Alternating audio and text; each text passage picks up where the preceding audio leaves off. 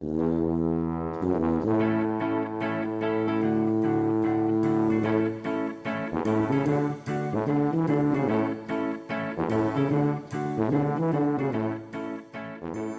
and welcome to the Mental Breakdown Morning Show. I'm Dr. Bernie Wilkinson. I'm Dr. Richard Marshall. And Richard, it's December 29th, 2016. Scary. We are winding down, and today, what are you counting? Days left. 29, 30, 31. And today we're going to talk about another New Year's resolution, very common set of New Year's resolutions, and that is being more successful in your career or being more successful at work.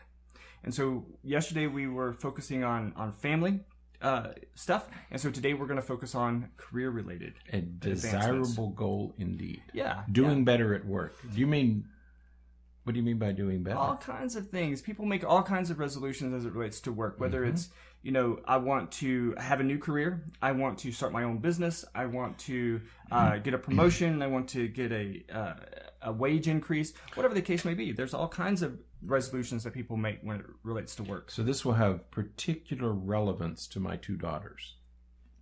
Okay. Each of whom graduates Yeah. in 2017. Yeah. One from high school, one from college. Right. So the college graduate is already thinking about her career plans. Right. Beginning to fret a little bit. So this will have particular relevance to her. Yeah. Okay. So I'll have her listen to this again. Good. In case she doesn't. She should listen to all of them. She should be remarking, responding, and giving us feedback. I would like a one-page I will discuss that response with her immediately. So, all right. So, again, when it comes to resolutions regarding work, there's a lot of different iterations of that. We get those New Year's resolutions that I want to start a new business, those New Year's resolutions that I want to, sometimes the New Year's resolution is just, I need a new job. Right. And so, right. As we've talked about with every New Year's resolution, and as is the case with every New Year's resolution, you want to make sure that you clearly articulate what it is that your goal is. Okay, so you want to start a new business. Okay, fantastic. But what does that mean? What kind of new business? What kind of service or what kind of goods are you going to sell? What kind of services are you going to provide? What are you going to do in this business? And so it's really important that you articulate that, because that's going to guide some of your next decisions. Right. That you want to start your own business. Right. That's what you're talking about. Right. Yeah. So it's either service or product Right. or service. So give that some thought. Yes. Right? Don't just say, I want to be my own boss. I've seen people do that. I want to be my own boss, but they have no idea what that means. Yeah. They have no idea what business they're going to be in. Exactly. That's not where it starts. It starts with what business are you going to be in. Right. What do you want to do? Right. And so begin there. Again, and hopefully everybody's seeing this recurring theme throughout the week here. The next thing you want to do is identify mile markers. What are we doing with if we're focusing on starting a new business? Starting your own job or starting your own business. We're talking about starting something that you haven't been doing before. So we're going back to what we talked about on Monday. And so you want to set up those mile markers. You can't go from nothing on January 1st to a fully functioning office on January 7th or even February 1st. Or sometimes even March 1st or July 1st. And you learn that. People who have started businesses know that lesson all too well. Right. It doesn't happen quickly. Right. And it doesn't happen on the back of a napkin. Right. Okay. Right. You got to plan. You got to plan carefully. So what you want to do, of course, is you want to outline those mile markers and say, okay, by this date, I want to have the business plan. By this date, I want to have this piece done and that piece done, and it's. There's a series of steps that you have to follow to start a business. And so in a quick Google search will tell you what those things are. And you just set those things up, on a little spreadsheet, or just print them out. And you just put a date beside them. By this date, I'm going to accomplish this. And by that date, I'm going to accomplish that. And check them off as you go. That's right. We always hear that. We always hear that you have to be specific. You have to have a plan. We have to develop a business plan. Right. Okay? Most people don't want to do that. Right. Most people that is an aversive task to develop a business plan. It's an aversive task to have to make a list or to make a schedule of where you're going to be on specific dates. All of us want to be our own boss. All of us want to have control. All of us want to make a lot of money. That's the easy part. Right. Okay. That doesn't take any effort. But you have to put your shoulder to the wheel at some point, and you have to sit down and you have to make these lists. Right. If you're not willing to do that, you're not going to be in your own business. Right.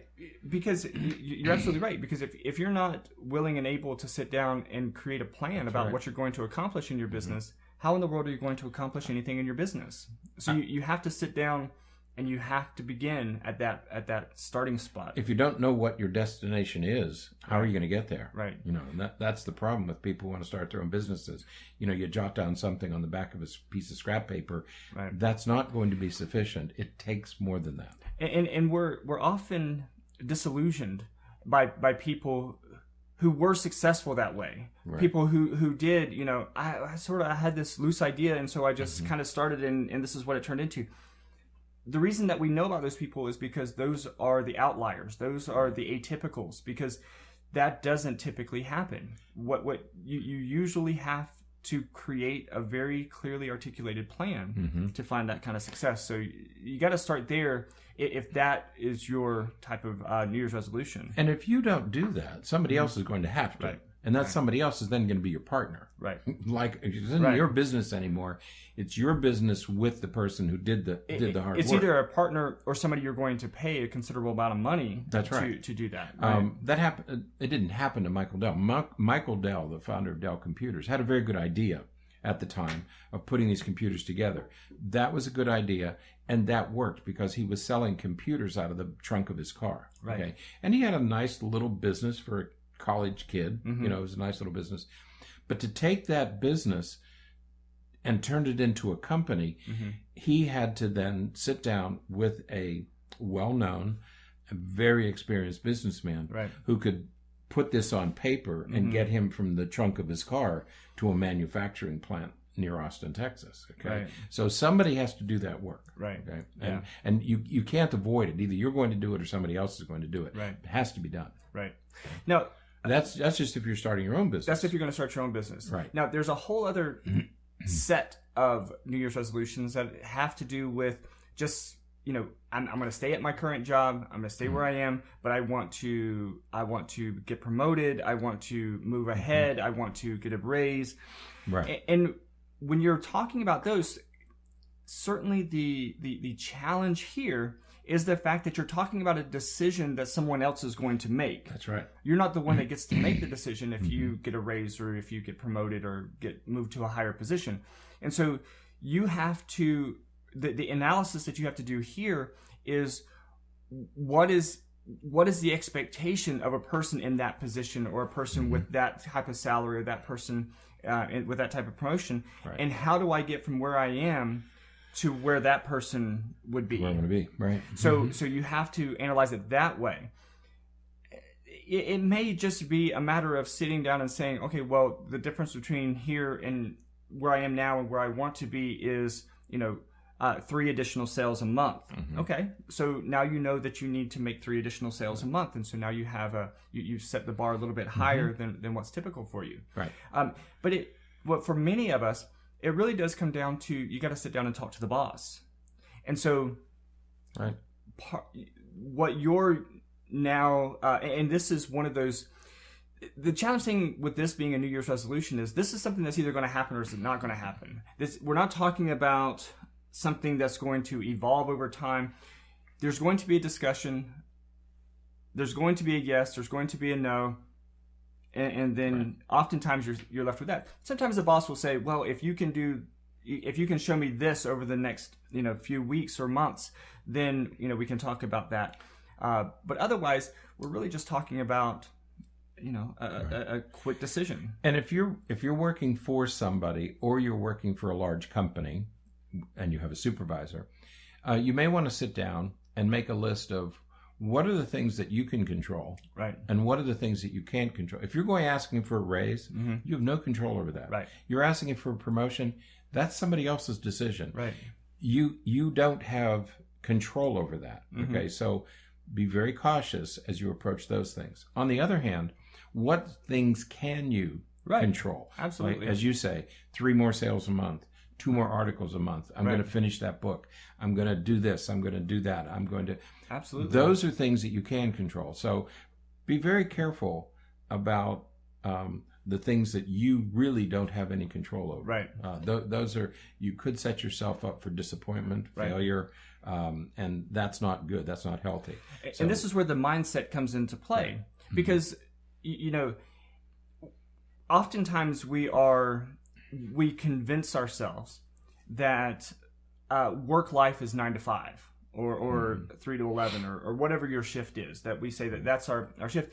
And I think that when I've talked to people and they look and they describe sort of what their work life is like, they say, well, you know, hey, when 5 o'clock is here, I'm clocking out. If somebody comes and asks me to do something at 5:01 when I'm leaving, you know, I'll do it tomorrow, or they're going to have to find somebody else. Right.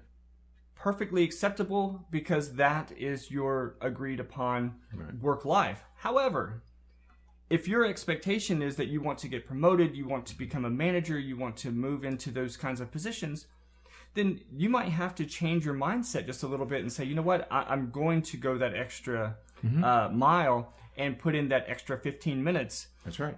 To accomplish that, so that the boss or my manager knows that, hey, you know, this person is really dedicated and is working hard and doing what he, not to the point where you're being taken advantage of, absolutely, but you want to show your dedication and your determination and your interest in helping out as much as you can. Exactly. You have to be willing, as you say, if your goal is to move beyond where you are, then you're going to have to do more than you're doing currently. Right. Goes without saying. And part of that is certainly how much you enjoy the work. And so it's going to, you know, if you hate your job and you're like, you know what, I hate where I'm working, but you know, if I was in management, at least I'd be making... That's not going to work for you. That's not going to work. When I remember when I was at the university, I was an assistant professor in the College of Medicine. And, you know, I was working, you know, 50 or 60 hours a week, and I did not like it. And I remember my department chair, he says, well, you know, you need to be doing, you know, this writing. And I said, well, when am I supposed to do the writing? You want me to see, you know, 30 to 40 hours worth of patients a week, and now you want me to write grants and try to get and do research. How am I going? He goes, well, you do that on the evenings and at night. And I remember thinking, I don't know that I like this job this much to put in that many more hours. You're talking about a 70 or 80 hour week, but it's not translating into anything for you. It will potentially, hopefully, one day, maybe. But if you were, I don't have any control over it. Right. You might do all that, but the decision is not yours to make. And I didn't enjoy that job enough for that kind of sacrifice. Right. Now, because we joked about this already this week, and we joke about it almost every day here at work, we put in many more hours than that. Right. We put in, well, I know that I'm here almost 12 to 14 hours every day. We're here every day. 6 to 7 days a week, because I love what I'm doing here, and I don't mind putting in the hours. And the more time you put in, the better the results. Right. The business because keeps increasing, more things happening, we have more publications, we have more podcasts, we have more blogs. The more time we devote, the more productive we are. Right. Okay. And it's a part of our mission, our goal. Right. Those are things that we can control. Right. But all of that comes down to how much we enjoy our work. And so for you, if you don't enjoy your job, and you say, well, I'm going to, you know, if I can just get to this position, it'll be, you know, at least worth it because I'll be making more money. You have to recognize that we talked about motivation the other day. Your motivation is going to be very low for that because you're not going to be happy. Right. If you're not happy, I really dislike the adage of, you know, money doesn't buy you happiness and those kinds of things, because while it's true, the thing that we really want to talk about there is that it's not going to create enduring motivation.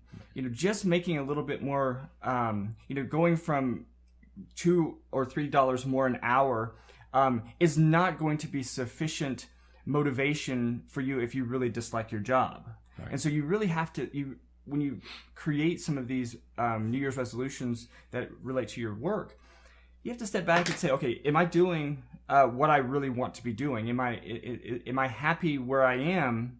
Or do I need a complete reset? And if you need a complete reset, then, of course, that's a different process. That's right. Setting those mile markers along the way to get to that goal. Yeah, and you may reach a point where you just say, I'm not unhappy in my work. I don't feel the need to do any more. Right. I do want to leave at 5:00 because I want to coach my son's team, right. or I want to take my kids fishing, or I want to go hunting with my kids.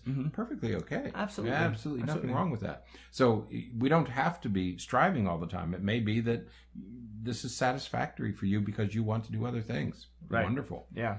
So don't feel like that should be a goal, right? Because it doesn't have to be. If you're satisfied with where you are, everyone says that they would like to generate more money and those kinds of things. Right. But if you're happy with where you are with your work life, find other ways to generate some revenue and income and money and stuff. So there's always different things like that. So the ultimate or overall thoughts for the day is, just like starting anything new, if you're thinking about setting a resolution to start your own business or venture out on your own, set up those mile markers and take it slow. Don't start it with the expectation that I'm going to be up and running in 2 weeks, because that's probably not very realistic. No. But if you're in your position and you're wanting to move ahead, think about what that's going to mean and begin to implement that.